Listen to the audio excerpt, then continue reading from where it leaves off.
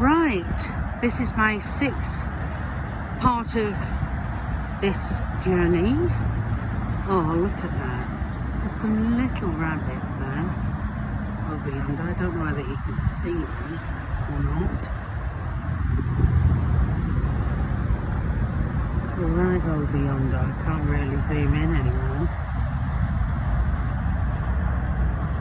I don't know why, but I always see faces in nature.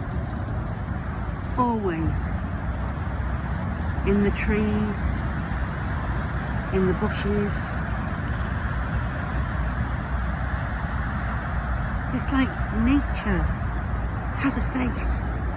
Bushes, they have faces and eyes. I don't know whether anyone else perceives it that way, but I didn't always see nature like that. I'm going to try and zoom into these little bunny rabbits. There. Look. Oh. So this is the piece of, or stretch of woodland where my mother tree resides, and if you look over yonder, there we go, the motorway. Mother Nature has such a hard time absorbing all these pollutants, and I don't know why, because they've actually invented a device that can filter out all of the bad things out of petrol, and it produces oxygen, and I don't know why they haven't embraced it. I came across a guy on YouTube, I forgot his name, my memory's shocking at the moment. Well, my memory's shocking of late. Yeah, well, just does not make sense. Back in the day, I used to think of the problems of these heavily congested stretches of motorway and how they could, you know, remedy the pollutants that these small stretch of woodlands have to endure on a daily basis. Yeah. Oh, good gosh. And I had an idea once, and I thought, what if they, on the heavily congested areas, created an air filtration system that runs along the central reservoir, or the central area of the motorway, you know, helping woodland like this, because it's so sad. It really is so sad to see the decay. I mean, we've got some young trees here that are showing signs. Like that one. That's a young tree. I can remember back in the day bringing my daughter here, and it was summer, lovely hot summer's day, and we'd come onto this stretch of woodland, and because the sun was shining, the entire ground was covered, and I mean the entire ground. It was like an entire web glistening on the bed of the woodland, on the ground. Oh, like a blanket of web. Now, I don't know what would have created such a web like that. I've never seen it again, ever. However, look at this. You got the motorway there. You've got all these beautiful trees struggling, like choking with all the pollutants. And all that it takes is an air filtration system to ease the pressure off. Right. This is my mother tree. Isn't she absolutely beautiful? I love this tree so much. Look at that poor tree there. Look. And look at that one.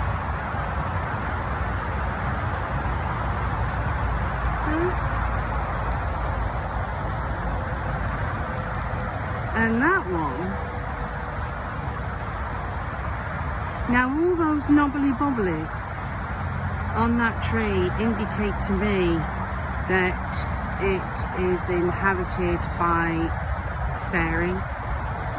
However, they are the fairies, the brown ones, that are quite sizable, and they literally suck the life out of the tree. There's my mother tree. I did a frequency on this tree the last time I was here. The frequency was the Tree of Life healing frequency, and when I asked for a sign. You see, back in the day, I mean, look at that. Look at that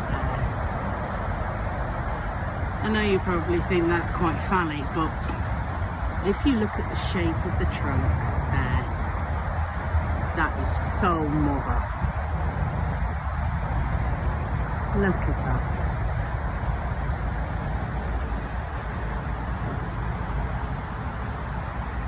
Back in the day, I came across something in nature. The trees were struggling. There was some kind of disease attacking them, and I came to this tree and obviously did my usual thing, put my hands on the tree, give her a hug, and told her about the problem. And suddenly, from this area here, right there, a blue flash of light. And I saw that as a sign that she had heard me. I'd been heard. Well, that night, I went to bed. And during that night, a fierce wind came to Warrington. A wind so ferocious, it blew down all of the rotten trees. All of them.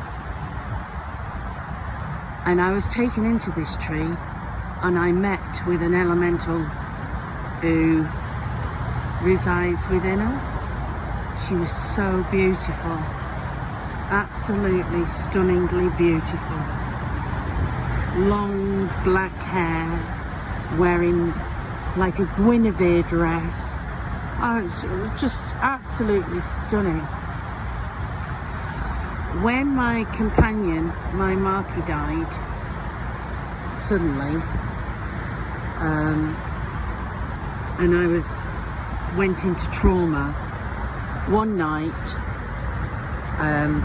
I came here and I needed to see my tree.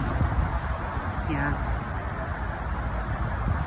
And it was late in the evening, and I don't know why I wasn't scared or anything. Mind you, there was lights from the motorway, so the tree wasn't completely in darkness. And I mean, look at that. A broken glass bottle at the base. I mean, no respect. Yeah. Well, I came here and I was crying and hugging the tree, and all of a sudden, walking through here was a nun. wearing all grey and with like a hat indicated to me that she was actually an American nun. I mean, bizarre. But look, I think all of what I was going through, that used to be a huge jet black mushroom that came out, like really came out. And I think the frost has, or maybe even some of the frequencies has, there's another couple.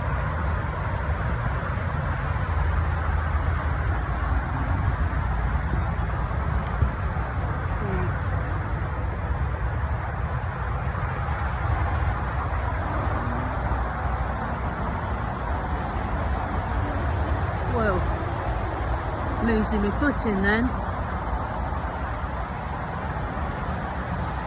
Yeah, well, I didn't see my little flash of light or the elementals. However, after my visit, this tree here, which is an acorn tree, and this tree is not an acorn tree, yeah, started to grow. This little tree here. It is also showing signs of decay.